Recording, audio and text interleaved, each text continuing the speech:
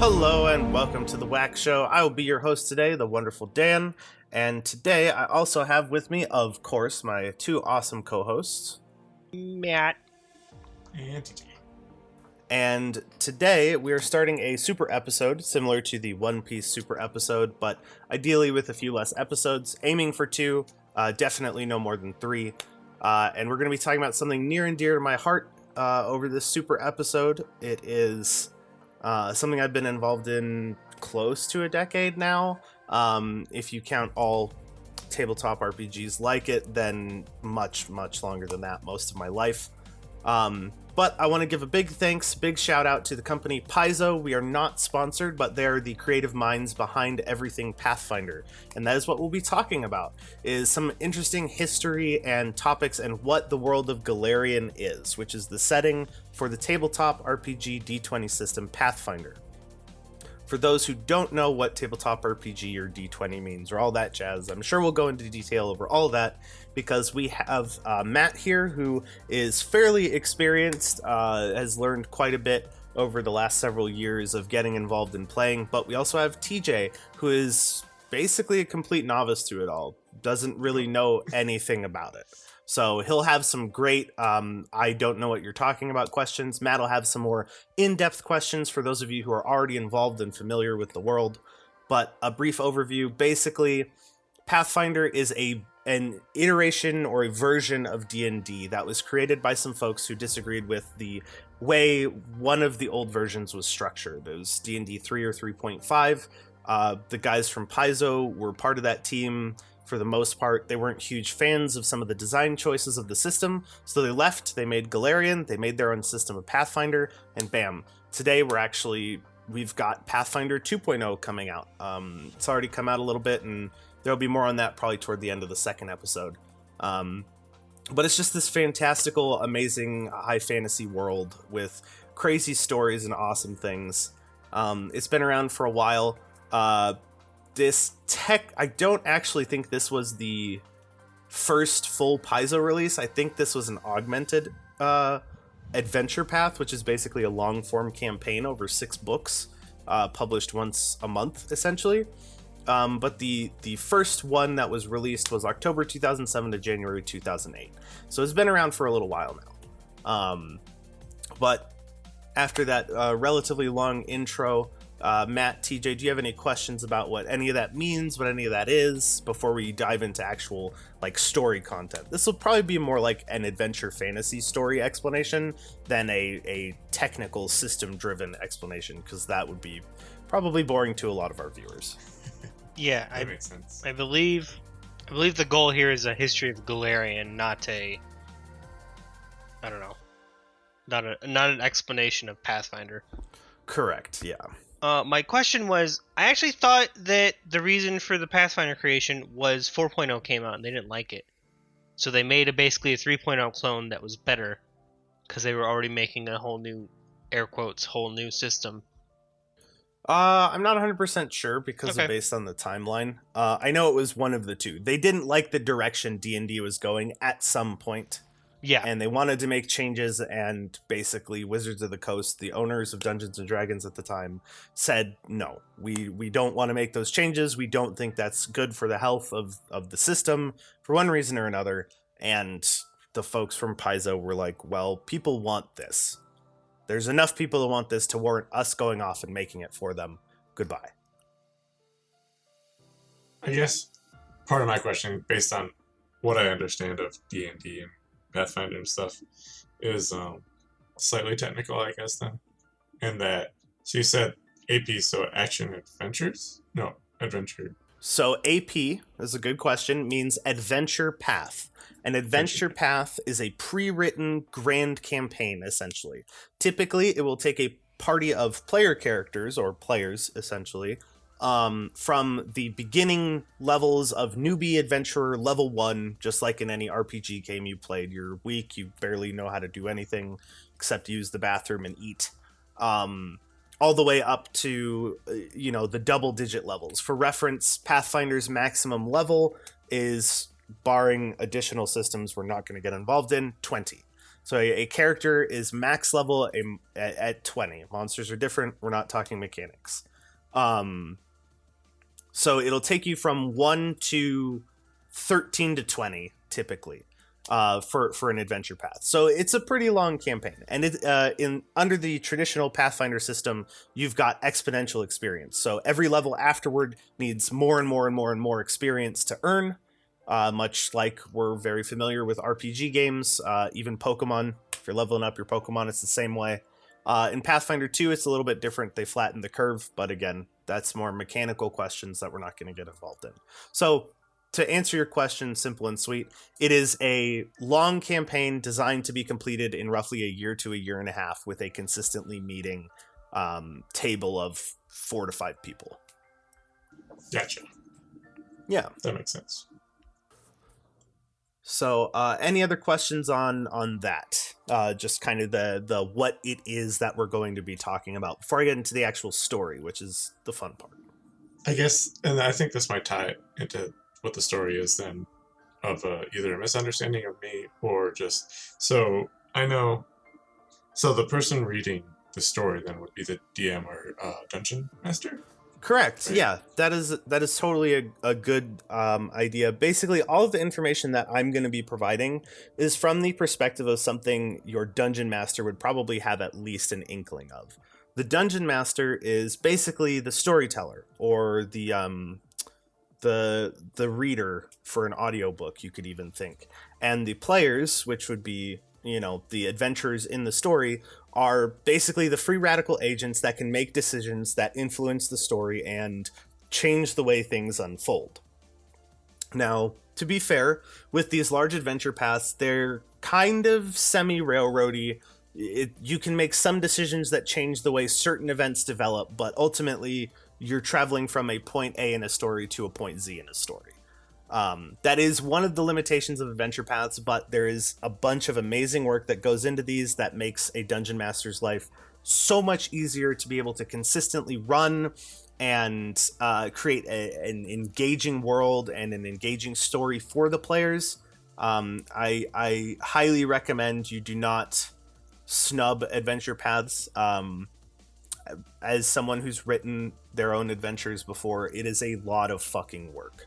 So don't be afraid to use an adventure path. It is essentially a pre-written story. But that doesn't take away the agency from the players, and the DM's job is basically to tell that story and ad-lib implement the reactions and the choices of the players and explain how that impacts the outcome of said story that you are in. You're playing a story. Dungeons & Dragons, Pathfinder, any D20 RPG system at a table is actually a group storytelling system. And that's one of the things I love about it the most. But I could do a completely separate episode, and I have written papers and done audio projects on what tabletop RPGs actually are and why they're absolutely fucking amazing from a social standpoint, from an entertainment standpoint. And I am absolutely qualified to talk about it in that aspect. That was a key component of my schooling. So that's why we won't be talking about that angle, and we'll be talking about the story, which I've never written my own fantasy story that's been published, so I am not qualified to make decisions on that. But I can at least regurgitate it and say that it's interesting. Dude. Yeah, that answers my questions so far. I'd love to read some of those papers if you still have them. Same. Yeah, I could see. I think I have a lot of my old school stuff. I could see if I could dig it up. But that's not what we're talking about. Yeah. So, we'll jump right into the story then, because you two said you're pretty good. As far as what part of the history of Golarion I'm going to be explaining, I'm basically going to follow along the story of the adventure paths that have been written for Pathfinder so far, hitting some of the highlights, some of the interesting points that I know personally from playing a lot of these campaigns or running them as the DM, or at least reading them. And I might do some exploring some side stories that are really interesting. If people have questions about specific aspects, I will do my best to explain them all. One thing that is important to remember is you do not need to know all this shit to be a good DM. In fact, it is impossible to know all of this shit by heart. I do, in fact, have the wiki open to answer any immediate questions, but I do know quite a bit myself. And yeah, we're just going to kind of explore this timeline of adventure paths. Before we hit the start of the first one, which, for reference, the canonical years in the story are from kind of the start of when Golarion was open for quote-unquote players to change the timeline. For everyone's table, it's a little bit different. It starts in the year of what's called 4707 AR, which basically you take the year the book was published. So in the case of the beginning of the first AP, August 2007, you add 2,700 years to it, and you get 4707. So that's how you get the canonical year, and it actually matches when it's released in the real world year-wise. I think there's a couple of hiccups with that mechanic throughout, but that's the general rule of thumb. So if you hear me say 4711 AR, that means it came out in 2011. I wonder if they did that because 2007. If they just took out the zeros and like, we'll just add 2,700 years. Yes, that's how they did it. That's what I just said. I know, but I wonder if they did that because they started in 2007. Why 27? That was what I was just... Oh, 2,700. I see. Okay, fair enough. Interesting. Like, they could have done 26 or 28, but they did 27 in 2007. I wonder if they were just like, well, we'll just be cheeky. That would make sense, because to me, it would make more sense to just add a flat number, like 1,000 years. Yeah, something like that. Interesting. Yeah. Anyway, before we start, I do need to cover one major thing prior to the beginning of the Adventure Path timelines. And that is the event in, I believe it is 4606. So this is 101 years before playable Golarion, air quotes, starts. Let me just double check that year. I have the page up right now. Yes, 4606 this happened. There was a god named Eridan. He was the patron god of humans. He was a neutral god, lawful neutral, so, follows the rules, gives the structure. He was, basically, he was a god of, I've got his areas of concern up right here. He was a god of history, of culture, of innovation, of humanity, but most importantly, he was the god of destiny. And in this year, 4606, there was a prophecy that said he would return to mankind. But instead he died, or so people assume. A god died this year instead of fulfilling the prophecy, and ever since this year, no destinies, no prophecies that were told, I believe after his fall? One of the two, after or before his fall, have failed to come true. All of them have failed to come true, essentially. So basically, prophecies and destinies do not work because Eridan has fallen. Eridan has died. He was a human ascended to godhood through something we will get more involved in later in the story. I will save it for that. But he was the last of a race known as the Aslanti, which are basically, think ancient humanoids in Atlantis. They were ancient but had advanced technology and magics and things. So he was a very powerful individual, rose to godhood, and disappeared from Golarion as a whole. This left a lot of holy people, clerics, and paladins specifically powerless because they gained their spells and a lot of their abilities and magic from their deity. If he is dead, he can no longer grant those powers unto those kinds of individuals. So this threw the world into an age of chaos, really. There is a specific name for the age. Let me go ahead and grab it real quick. If you guys have questions, now's a great. I don't have a question, but the land that is called Golarion, that's just such a cool name. I know it's a random tidbit, but I just thought that was really cool. No, it's awesome. Yeah, it's called Golarion, and it has a really detailed map. It's broken into continents, much like the real world. Most of the adventure paths happen in an area called Avestan, which is kind of like think Earth world Europe kind of thing. And different countries there represent different aspects of fantasy Europe that are often captured in a lot of fantasy texts and settings and things like that. To the south, there's an almost pseudo-African style continent called Garund. Like, you have an Egyptian area, you have like almost a huge expansive jungle. It's very detailed. And then to the east, you even have a region akin to India, and beyond that, Japan and China, a land called Tianjia. Mongolia is represented there. And there's even a mystery continent to the west. I'm blanking on Arcadia, which is not explored at all. And that's kind of representative of like North America, South America kind of stuff.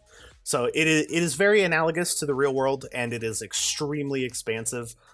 For as detailed as it is, they never seem to have exactly what you're looking for as a DM writing your own story. So you got to make up your own stuff a lot of the time, but that's totally fine. Okay. And I have a couple go things if you're done with that bit. I was just gonna tag the last thing about the death Go of for it. Aridin. That way we can get into the story of the AP after your questions. The history of Golarion is broken into various ages. And ages are not specific lengths. They're kind of like eras in the real world. Mhm. They are demarcated by significant events. So there's the Age of Creation, which is pre-time and history and beings. The Age of Serpents, which is pre-human life. The Age of Legend, which is pre an event called Earthfall, where an enormous meteor struck the planet and plunged the world into darkness, which that era that came after was called the Age of Darkness, followed by the Age of Anguish, followed by the Age of Destiny, which was really that was marked by the rise of Aridin to godhood. Then the Age of Enthronement was kind of the beginning of AD time as we understand it. So that's 1 AR to 4606 AR, which is marked by the death of Aridin, which brings us to the age that players play in now, which is really only the last 100 and change years of this world, which is the Age of Lost Omens, which any omens that are created or claimed do not come true because of the death of Aridin. So that's where we find ourselves in the series of the ages, leading into the first Pathfinder AP, which starts 101 years after the start of the Age of Lost Omens. Okay. Couple things. Number one, I think it would behoove you to toss a map in the chat just for TJ, if you have one quickly available. Oh boy, do I have a really high res one. 2, TJ, I'm going to have a bunch of nitty-gritty questions. I'm going to wait until Dan ends, and when Dan does end, I want you to go first, because I think I am less likely to forget my questions, because I actually know what a bunch of this shit means. That makes sense. So I'm just saying, anytime questions are asked for, I'm expecting you to go first. 3, was D&D specifically Destiny-based? Is this Death of Aridin and Death of Destinies meant to pull Pathfinder apart from D&D because Destinies don't work here? No, from what I understand from a story writing perspective, the concept of the death of Aridin and the death of omens and prophecies is basically the statement of the players have the power to make their own fate. Okay. D&D wasn't in any way particularly tied to prophecies or omens. Obviously, every fantasy game or fantasy setting has the idea of magical prophecies being foretold and heroes rising to power or horrible things happening and coming to pass. Stuff like that. So it's not anything specifically tied to D&D that I'm aware of. I've always viewed it from a literary standpoint, and as a DM in particular, it is Paizo coming forth and saying, hey, we needed something to structure the outline, and we feel like this is a really inspirational way of saying players have choice. Players have the ability to change the world around them because nothing is written down in fate as a prophecy from the perspective of players. Now, as far as NPCs and events that are written in these APs, you're damn right things are guaranteed to come to pass. But again, that kind of deals with some of the railroadiness I mentioned of APs. If you homebrew a campaign, which basically means self-write a campaign, then literally whatever the players choose, they're writing their own story, and you're just there to tell it and make sure it makes sense and provide that kind of that grease that makes sure it keeps moving and players are interested, and you control all the variables outside of the players.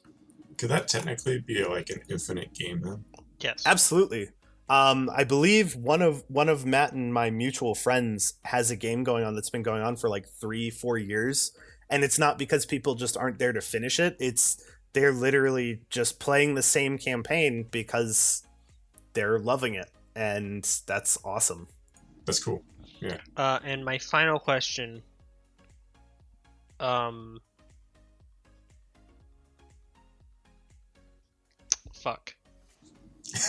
All this shit, like, I'm not gonna forget my questions, TJ. You go first. Write It them was down on a about- notepad. It was about That's what I'm doing. I Aridin. have my notepad out just in case. Oh, yes. No. If Aridin died and Destinies don't happen, is the only certainty that Destinies don't happen. So if anybody's like, oh, the prophecy foretells, you'd be like, well, that's just not gonna happen. Aridin's dead. Yeah, I mean, basically, from my understanding, that's the case. So, kind of all of these soothsayers, these prophecy tellers, which, for reference, I'm not saying a fortune teller is automatically wrong. To make it completely clear, there's a difference between a kind of a fortune, a short-term foresight kind of thing, through like what's called divination magic, which is basically the ability to see or hear through time and space. There's a difference between that and a destiny or a prophecy.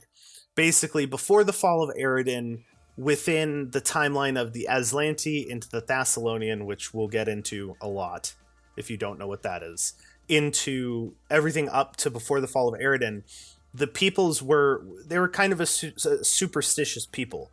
They looked to the stars and told prophecies of long-term events happening.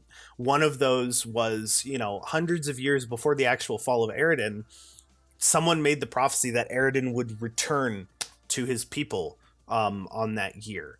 There have been other long-term prophecies that have come to pass in that period.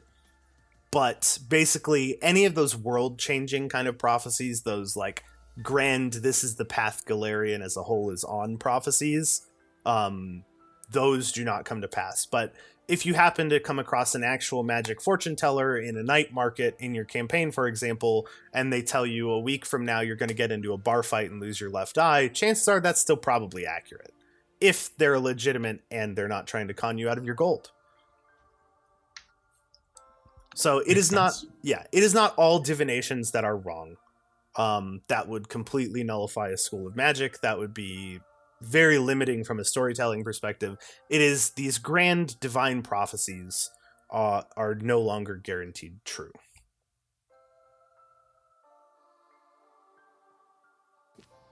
All right. So with that, we're going to jump forward 101 years in the timeline to the beginning of Rise of the Runelords, which is the first Paizo AP. To be completely fair, I am fairly certain the first 5-ish adventure paths that were done by Paizo were actually conversions of D&D writing. So they basically took an old D&D campaign or story that was reasonably loved or interesting or only partially finished, and through the open game license that most of D&D was done in at the time, they converted it to work with their system, and they wrote it to work with their world, basically. So the first one is called Rise of the Runelords.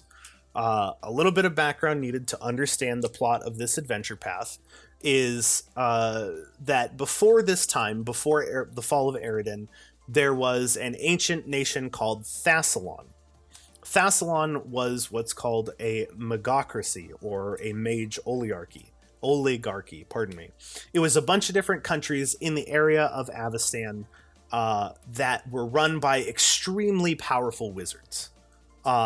And the magic of that era, of that time, was understood as sin magic.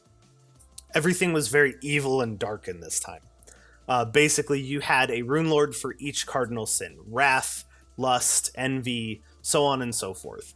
And these people would rule their countries and have their people live in a way that exemplified the various sins which correlated to the more modern schools of magic, save for one, divination, which, interestingly enough, is kind of representative of the fall of Eredin. If he was the god of prophecies and of destiny, and no one believed in foresight and destiny and fortune-telling and such, then he probably lost quite a bit of power. But it is very gray around the specifics of what happened with Eredin. So we don't know if that's actually impacted his power and led to perhaps his fall. But this ancient nation of Thassalon was torn apart by war and by the great event, world-shattering event known as the Earthfall, which I guess happened before Eredin's time, so that wouldn't impact his strength and whatnot. But the Earthfall was basically... by the way, there's going to be massive spoilers here. I will try to preface each spoiler for those who care about the story. If you're playing through a specific AP, so on and so forth. So, spoiler here. The Earthfall was caused by basically a war between the Aslanti people, which were the predecessors to Thessalonians. So Thassalon is essentially Aslant moved to Avestan.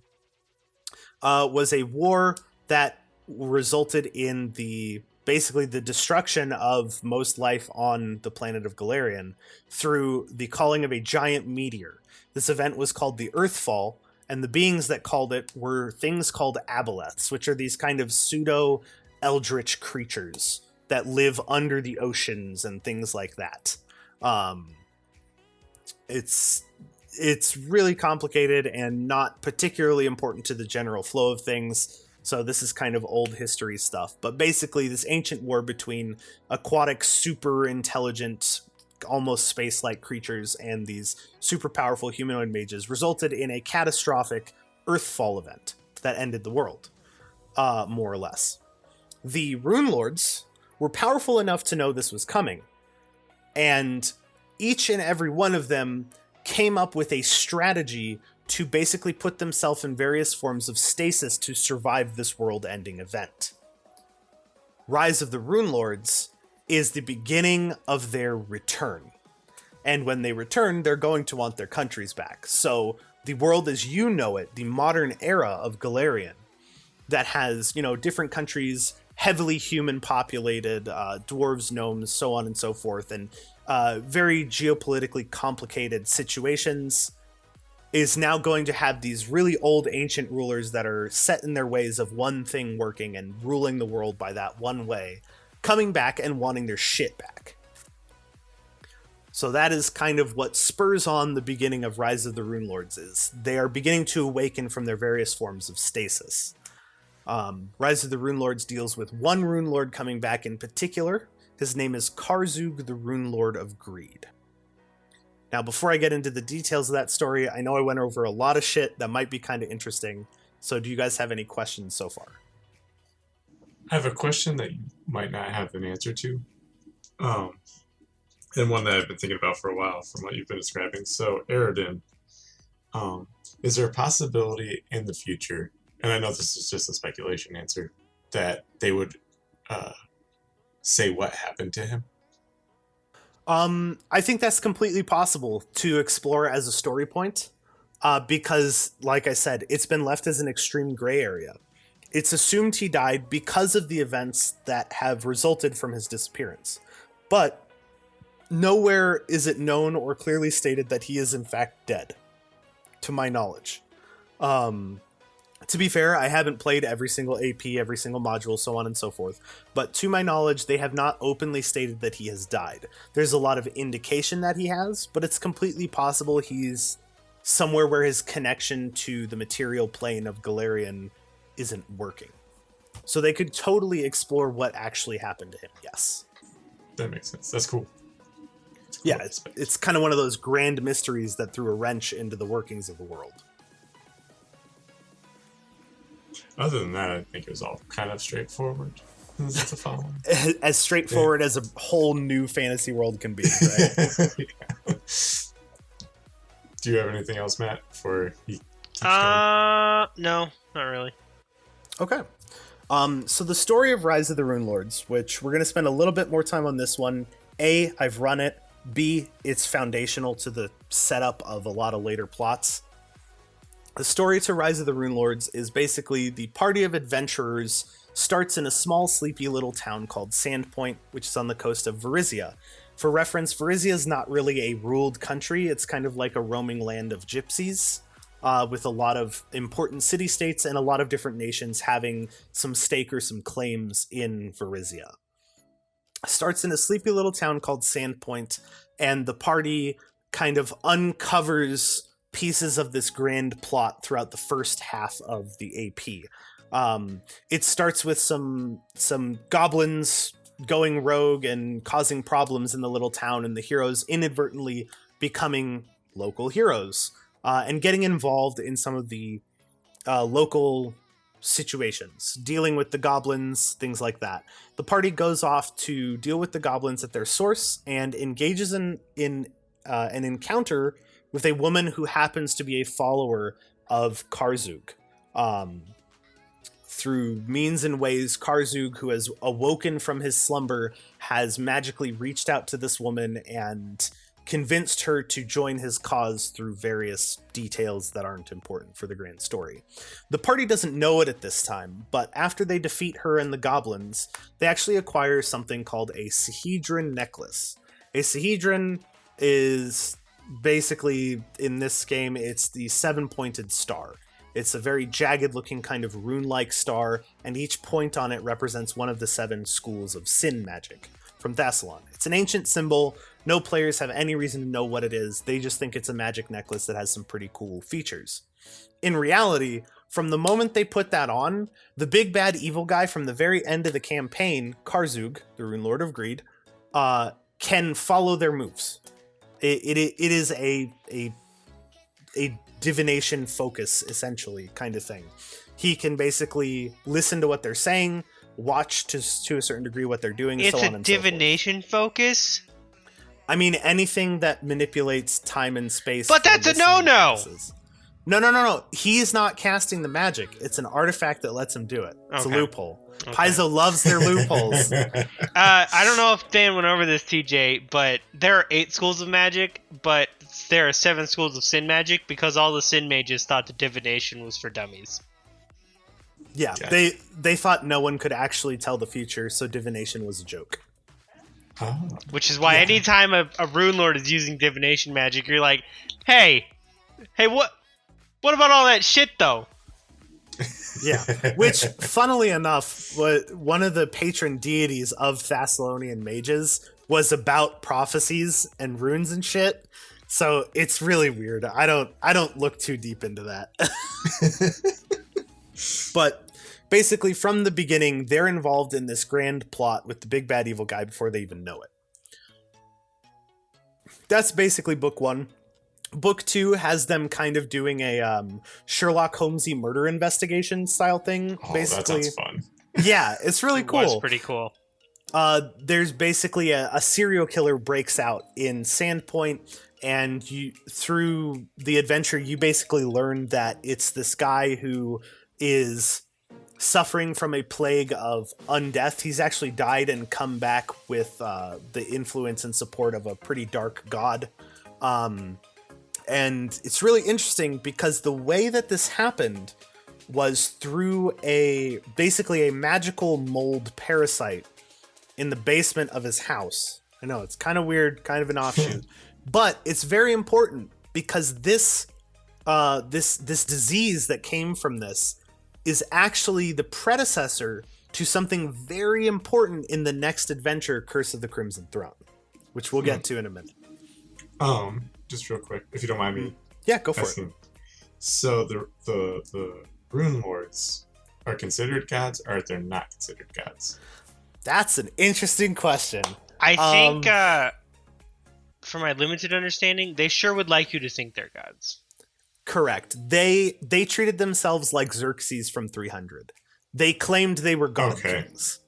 Now, I will warn you, in most cases that was not true. However, there were 1 or 2 that essentially were demigods. And we'll get into that a little bit later. I'm going to talk about it in this AP briefly, and it's much bigger of a piece of information later in the later AP. There is one, it was the Runelord of Pride. Of course it was. He is also known as the Peacock Spirit, which is an ancient deity, and we'll talk about that a little bit later. One other question then. Mm-hmm. How many, unless this doesn't apply right now, how many gods are there? There's a shit ton Bunch. of them. Okay, that's fine then. So, go ahead. I was gonna say there's a bunch of Paizo like unique gods, and they've also borrowed a couple pantheons. Like a bunch of the Egyptian gods are in there. Yeah, so basically you kind of have the old gods, air quotes, which in certain parts of the world that's the Egyptian gods, in certain parts that's the Norse gods, so on and so forth, and then you have the modern gods. Which there's gods for all kinds of things. Throughout the explanation of the AP, I'm going to go over a significant number of them because deities are very much tied to the events of this world, and in some cases they even show up in one or two of the APs. Very cool. So you do this kind of cool murder mystery adventure for book 2, and you go deal with this basically haunted house and defeat the serial killer known as the Skin Saw Man. Very creepy, ghoulified dude. Kill him in your basement, in the basement of his haunted house kind of thing. Very fun little adventure. It feels like a bit of an offshoot from the main plot, but you really don't get dug into the main plot until about halfway through book 3. So it's kind of like a way for players to level up, get involved in the story, learn a little bit more about the plot. But it also ties to basically wrapping up the loose ends of this murder plot is how book 3 starts. You actually travel to a very large city in southern Varizia known as Magnamar. It's a very important city in the whole lore and whatnot. You don't get too involved in it in most APs, but it's one of those places where, like, if you're running your homebrew campaign, it's a big place to go. But the players head to Magnamar to tie up some loose ends, and they find the serial killer's home in Magnamar, basically. And you find out he owed a lot of money to basically a mob family. And you get attacked while you're in the home. And you kind of follow the thread, you fight the mob to try and keep them away from your little friendly town of Sandpoint. You find out they're being manipulated by an agent of whatever this Sahedron rune thing is. Because, oh yeah, that's an important point in book 2. The serial killer was branding bodies he killed with the Sahedron symbol that you found as the necklace on the boss from book 1. So Gotcha. you're starting to piece together that there's a thread here. So he was influenced by this. You find out the mob is influenced by this, and you get a lead to go to this old, ancient, destroyed leaning clock tower in Magnamar. And you go up it, and you have a fight with a golem in the basement and a couple more monsters on the way up. And then you have a fight with the boss at the top of the tower, which is something called a Lamia. It was a matriarch, I believe. So she was like a half snake woman. Yeah. Very tough boss fight. She basically has a bunch of loot, and she has some leads for you to follow on this grand plot, basically.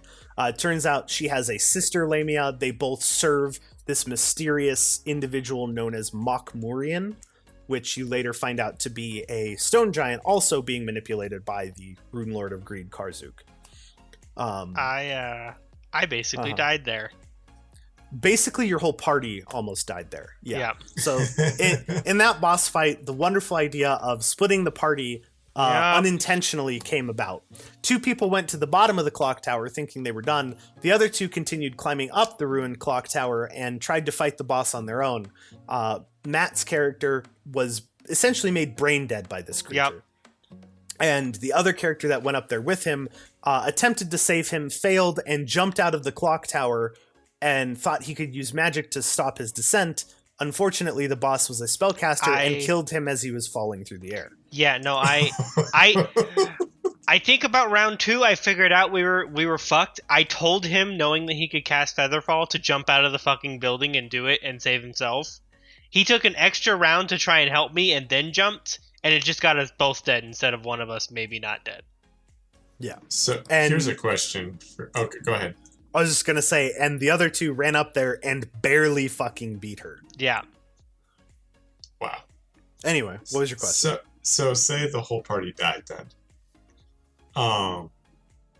Do you have to start all over, or is it like a group decision to start from a point? It depends on how your DM wants to deal with that scenario. There's a couple different schools of thought. One is create a new party of adventurers, get them hooked and started in roughly the same spot that you lost at. Another one is you lost the campaign, move on to the next one. And a third one is, okay, rewind it back. You know what's coming. Let's just play it again. We're here to play the game and see the story to its end. Those are the three most common ways I've seen it dealt with. I've never dealt with a TPK, total party kill, but I don't think I'd like that last one. It feels unearned. Yeah, Just and in IMO. most, that last one in most cases is usually when you fail at the last boss. Fair. Yeah, if you get to the very end of the campaign and you lose the final fight, you take it on the chin and you say, but I still want to know what happens afterward. And you can run the fight again, see if you win, or you can have the DM just read like, well, you lost, so this is what happens. But if you had won, this is what would happen. Yeah, because I believe every campaign has a win and lose conditions, and some of them even are canonical lose conditions. Yes, I believe some of the APs are canonically like you half win kind of thing. Like you slow them down, but eventually this happens, blah, blah, blah. Yeah. So one other question then, just to make sure clearly. So say, because you're saying like at the end of a campaign, is a book considered an end of a campaign when you finish that book? Or 6 is the books. campaign the 6 books? It's the 6 whole campaign. books. Okay. Yeah, sorry, I say campaign. That was old D&D nomenclature. Campaign and Adventure Path are interchangeable. Gotcha. That makes sense. But yeah, so that ends there. You get a lead, you follow it, and you begin to learn that the stone giants are... A lot of the stone giants are serving Karzug. I'm going to speed up the second half of this because it really wraps up a lot faster. And you basically keep following these threads of leads, which lead you to the ancient city of Zin Shalast up in the mountains. Zin Shalast is a city paved in gold. Literally all of the floor surfaces are gold lined. The buildings are enormous. This was a country of large creatures back in the day. Giants wandering the streets is the most common, things like that. And the party basically pushes forward through this ancient city, gets to the citadel of the evil Runelord, and battles through it and finds out that the way Karzug survived is he put himself in stasis in what's called a demi-plane, which is basically a small pocket world of existence, a space created by an extremely powerful wizard that is like its own miniature world. So he was surviving there. So you have to break open the door to his pocket dimension and go and defeat him there. His strategy to gain enough power to exit the pocket dimension was actually, you learn all the way from the beginning this has been going on, he was collecting the souls of greedy humans. And the way he was doing that was influencing people to mark bodies of people they have killed with the Sahedron rune. And then he had this, basically this aperture, this enormous thing called a soul lens that captured their souls and funneled it into this power source that he was going to use to reconnect his demi-plane to the material plane of Golarion so he could enter. He also had this crazy machine that was using Eldritch Cthulian powers to try and pull his army from thousands of years ago to the present day. So he had an instant force. And the party actually had to thwart that machine on the way to defeating him. That's crazy. Yeah, we did it. Also, so are we talking that's book 6 then? Yep. Yes, that was book 6. I skipped most of book 4 and 5. It's basically just filling out kind of why Karzug's a bad guy, how you're actually going to defeat someone of such immense power, and a lot of exploring the enormous city of Zin Shalast. Which the book actually doesn't have a lot of details on really interesting places in the city, but I actually wrote my own dungeons for half of that stuff, and the players got to play through it, and I think it went really well. It was fucking awesome, Well, that's damn. cool. Thank you. the one question that I have, which is probably a spoiler, you said that the mole parasite was a predecessor, Yeah. which was in book 3. So what was that mole? I'm just curious. He'll get to Yeah. it. Well, no, that's a perfect lead into the next AP, which is Curse of the Crimson Throne. Oh, so it wasn't a part of. So it was a predecessor for other APs. Yep. Yeah. It was Okay. they tied in a side detail of the first campaign into a major plot point of the second campaign. Now this doesn't That's make badass. sense. Yeah, they do that a lot. This doesn't make sense or come to light to the players unless they played the first one and investigate a very specific thread of points in the second one. But it's still really cool. Gotcha. So, Curse of the Crimson Throne, I played through this as a player character. It was a long time ago. I'll try to make this one more brief than the first one. Basically, this takes place on the other side of Varizia in a city known as Korvosa. This was from February 2008 to July 2008 in the real world, so that's 4708. It happens within the span of 6 months of that year. Basically, the campaign starts with the party being brought together by a mysterious calling card, and you find out that there is a ghostly spirit within this Harrow deck that has requested you hunt down a drug kingpin in the city of Korvosa. That's how it starts. And that's kind of the first piece of the adventure, is you go and you hunt down this man named Gadrin Lamb, who through various traits that your characters can choose from at the start of the AP are connected to in some way. My character in particular for this adventure was a drug addict. He was hooked on the drug this man was peddling. And one of the other player characters, played by my real life brother, John, was my character's sister. Her name was Alana, and she took care of my character when he was having drug binges. So she wanted to go kill this guy real bad. And my character was her brother. He knew what he was doing was wrong, but he couldn't escape it. So he knew he had to go help with this scenario. So in book 1, you go and you hunt down this drug kingpin. And that's really not related to the plot at all. It's a way to bring the party together, because what happens to drive the plot, to start the big story here, after you kill Gadrin Lamb, the drug kingpin, after you leave his den, you realize the city is in a riot because the king of Korvosa has been killed. And now his queen, who was a young woman from a nation known as Cheliax, which think Spanish Inquisition era Spain. Cheliax is an evil nation. It is literally run by devils. The king is dead and she is now in power, and the city's in an uproar. And your party slowly gets involved in finding out the truth of this. They try to scapegoat it to a woman. She's an artist named Trinia Sabor. They say she poisoned the king. You get involved in saving her. There's a vigilante character named Blackjack, who's very Batman-esque. And you basically get involved with saving this innocent woman, which leads to uncovering more plot of the city going to hell under the rule of this queen. People are doing awful things just to survive. And you more and more begin to realize that Queen Iliosa, who is now the Queen of Korvosa, after she murdered the king, you slowly begin to discover and have thoughts that perhaps she is the bad guy. Which begins to be more confirmed when a horrible plague breaks out throughout the city of Korvosa. This plague is named Blood Veil because people begin to cough up this misty red blood and slowly begin to die from this plague. And this plague is a permutation of the mold from the AP. That's where it comes in. And the whole, I believe, third book is you trying to figure out the source of this, who caused it, where it came from.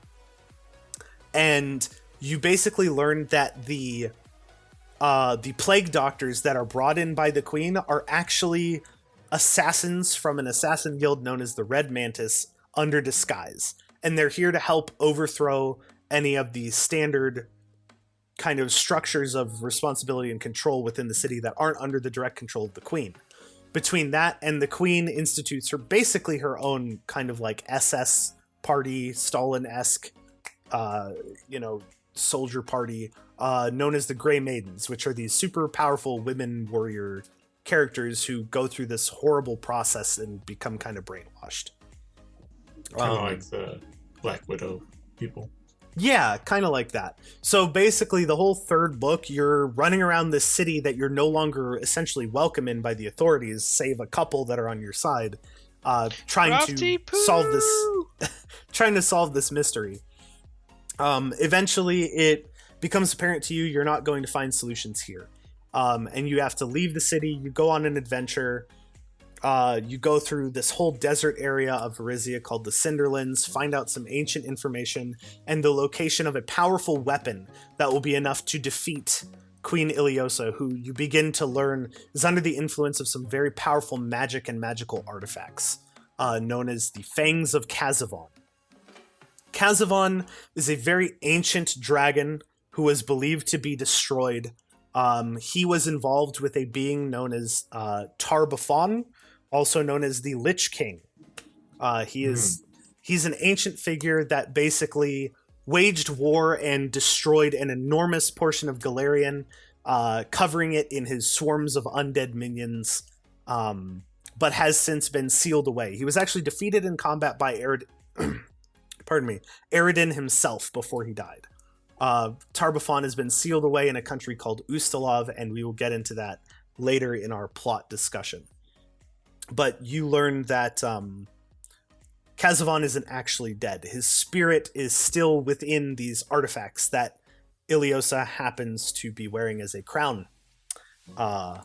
So basically, long story short, you learn that Iliosa isn't there anymore. She is basically fused with the spirit of this ancient evil dragon who served basically the most evil and destructive force on the face of Golarion in thousands of years. And between her desires and the ego of the dragon, her goal is she wants to live forever. And the way she's going to do that is she's going to sacrifice the entire city of Korvosa to awaken an ancient rune well, which will give her the powers of a Runelord that, unbeknownst to the players, is actually buried underneath the castle of Korvosa. So, still dealing with the Runelord plot. But basically, you go and you get this super powerful sword, and you return to Korvosa, and you battle through the castle, and you fight through all the bad guys, and you get to Queen Iliosa, and you fight her and her confidants, and you kill her, and she turns into a pool of snowy slush and blood. And you learn that she has replaced herself in Korvosa with something called a simulacrum, which is basically a magical body double. Realizing that the fight's not over, you have to find out where she went. You manage to stop the sacrifice of an entire populace of a city. You are essentially heroes at this point. But you go and you chase her down in some of the swamps of Varizia, where she has found the location of a rune well in basically this upside-down pyramid half buried in the swamp. So you go through it, and you find her in the central chamber where she's awaiting the power to return, and she's kind of supercharged, and she's able to form this like skeletal version of Khazavon, the great dragon. So you have to battle this enormous like undead dragon being while fighting her and her 7 body doubles she's created. And it's just this huge all-out battle in this confined space. And the party is intended to defeat her and stop her from basically absorbing the power of the Runelord of Lust to become immortal herself and bring back Khazavon the Destroyer. And that's kind of the end of that AP. And Korvosa goes on to be a prosperous city under the rule of one of the NPCs that helps you. Her name is... what's her full name? I know her name is Croft, but I don't remember her full name. Crofty Poo. Crofty Poo. But yeah, so that's the story of Curse of the Crimson Throne. That's Bay right there. Basically thwart a maddened queen who was convinced to poison her own king. Oh, and you find proof of the poisoning when you storm the castle in Book 5. Isn't it like Cressida Croft? 6. Cressida Croft, thank you, yep. I gotta remember Bay's name. That last fight sounds like a blast, though. it was really interesting. It was pretty cool. But those are the first two APs. The next couple I'm going to wrap up here at the end of the episode because I did not play through them. I kind of vaguely know the plots of them, but they really don't have an impact on the story as a whole. The next adventure path was called Second Darkness. Basically, the heroes thwart a plan to bring about a second Earthfall, which is the giant meteor that annihilated most of the planet. It's run by a bunch of dark elves being manipulated, I believe, by some aboleths. It's a bit of a controversial AP. It's fairly interesting. But it is still written in D&D 3.5. So if you want to play it in the Pathfinder setting, you have to convert some information. Just as a warning. It gives a lot of interesting backstory on Drow and a little bit on the Earthfall.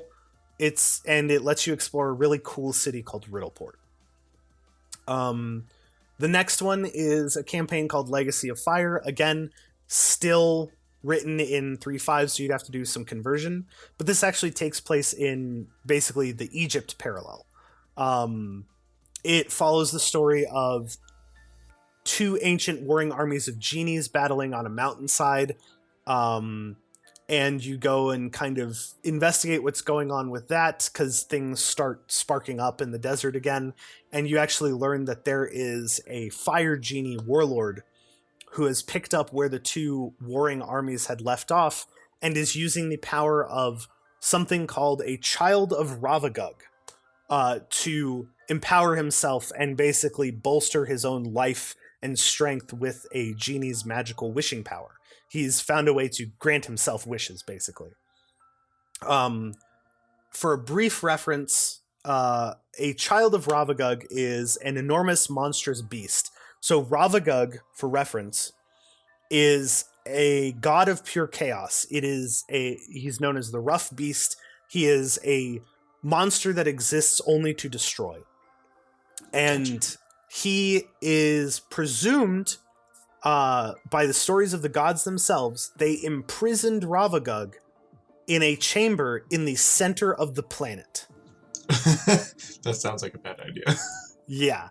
So he still manages to get some influence out, and there are disgustingly powerful creatures known as the Children of Ravagug. It's believed in the Pathfinder world that a very famous monster from original D&D known as the Tarask is a Child of Ravagug. It is basically this like city-sized giant dinosaur monster that just destroys everything in its wake. Just it walking destroys towns. Yeah. The being that this genie has found dead on this mountain slope is it's this great fireworm that is a Child of Ravagug. So he's kind of sapping its essence as it's this huge mythical creature, basically. So that's really cool if you're a fan of that kind of idea and that plot line with Ravagug, things like that. But it doesn't really impact the world as a whole particularly largely. And then the next one is called Council of Thieves, which basically explores Cheliax, which is that nation run by devil-bound rulers. They worship devils, they've made contracts with them, and basically in this campaign you work with you don't really work with it. You kind of connect with an organization called the Council of Thieves, which is a crime syndicate within Cheliax. Yes, a crime syndicate within an evil country. For all their wrongdoings, though, Cheliax is what's called lawful, which means they follow the rules that are designed. They're very adherent to the laws. So, although they are evil people, on average, they behave as society expects them. That being said, slavery is legal in Cheliax, so... Yeah, they're not good people. But essentially, the Council of Thieves is having a power struggle within itself. And it is causing problems for the capital of Cheliax, West Crown. So you as a party kind of deal with that and come to a resolution. Again, it lets you explore Cheliax. It lets you explore the House of Thrun, which is the ruling family of Cheliax, which becomes more important in later APs. But again, not a huge impact on the overall story and formation of Golarion. And then, after that one, we have Kingmaker, which is a very interesting one, but that would probably be a good point to pick up next time because we're in the meat of it, so we'll be able to kind of push through most of the AP plot lines next time. We won't have the 24-minute intro of explaining some basics. And I will also be able to skip over more of these like I had done for the last couple because they're not particularly impactful to the plot of the world as a whole, but they are really awesome adventures in themselves. And what we're doing is we're going to end up catching up, but it's not completed, right? Correct. They're still actively making stories. So Cool. Basically, there is a final adventure in what's called Pathfinder 1.0. So the first version of the system, they wrote a bunch of adventure paths, and the last one is called Tyrant's Grasp. And then after that, they started making adventure paths for their new system recently published called Pathfinder 2, which they've made some pretty sweeping changes to the system. It's more approachable for new players to kind of wrap their head around. Old players are happy, pardon the cough, because it solves a lot of problems that people had with the mechanics of the system. Yeah, towards the end of its lifespan, Pathfinder 1 was not what you would call in every instance a balanced system. Yeah, at the higher levels, the game gets very number crunchy and kind of linear. There's a lot of like, why would I do anything but this one thing that my character can do because it's so much better than all the other things. In Pathfinder 2, that is not the case at all that I've seen. It's much more freeform. You have a lot more choice in the minutia of things. It's got better structure for the kind of out of combat scenarios and how time moves, things like that. So, but yeah, they're still writing stuff. For example,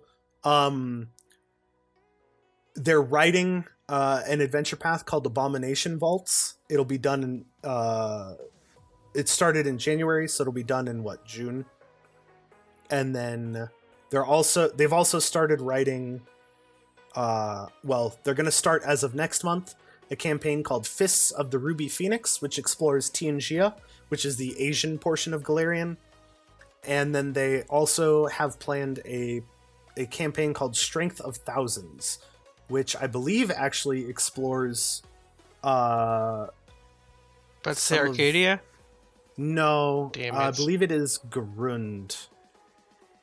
Let's see, where is this? I always forget that Arcadia is a thing, and then you mention it, and I'm like, why haven't they touched on that? Fuck.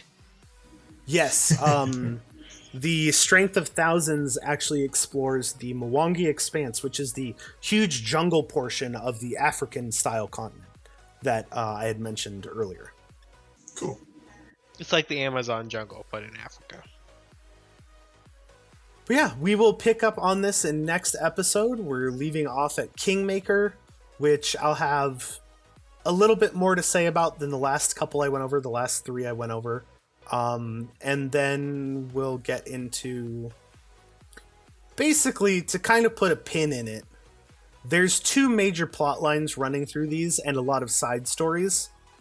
The first major plot line is the Runelords, which we had discussed. And there's a lot of undertones of Runelords throughout various APs. And the second one is that Lich King I mentioned, Tar-Baphon, known as the Whispering Tyrant. He is involved in a couple here, which are very interesting as well, and we'll talk about that. But that's kind of your intro to the adventure path plot lines of Pathfinder.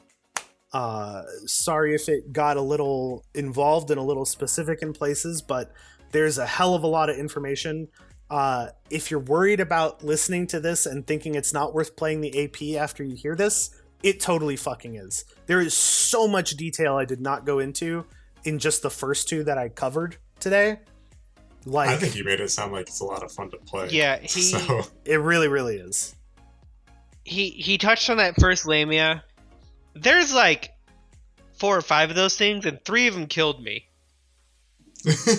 So there's fucking tons. There's a giant black tower at some point with a fucking mummy underneath it with a super fucking plague that almost kills all of us, and if it doesn't, it debilitates you. So the super mummy is even scarier. There's like these fucking rune giants that are covered in fucking runes and can kind of just blow up in your face. There's all sorts of insane shit. Yeah, there's a lot in these that I'm not going over. Please, please, please explore the idea of playing this. I would recommend doing Pathfinder 2. Find a DM for that if you're new to tabletop RPGs in general. Honestly, if you're experienced, there's a lot of like worry about if Pathfinder 2 is something enjoyable. Just give it an honest try. The first couple levels, I'm still not a fan of as a character. Everything feels brutally difficult to get through, but stick with it. After the first couple levels, it is fucking awesome. I highly, highly, highly recommend trying out the Pathfinder 2 Adventure Path Agents of Edgewatch. I think that's a really good one. If you're looking for a way to get into this, find a DM who's willing to run that for you. I think that would be a great way to get involved in it. And yeah, stay tuned for more awesome fantasy plot lines as we go through the list of adventure paths here. Alternatively, you could be the DM that runs that for your friends. But with that, unless anyone's got anything else, we could close this one out. Yeah. No, I'm good. All right, this has been the WAQ Show. I was your host, Dan, talking about a bunch of nerd stuff in Pathfinder. I was Matt, also a nerd, here to be nerds. And I'm the nerd teacher, so yeah, it all works. There you go. See you guys.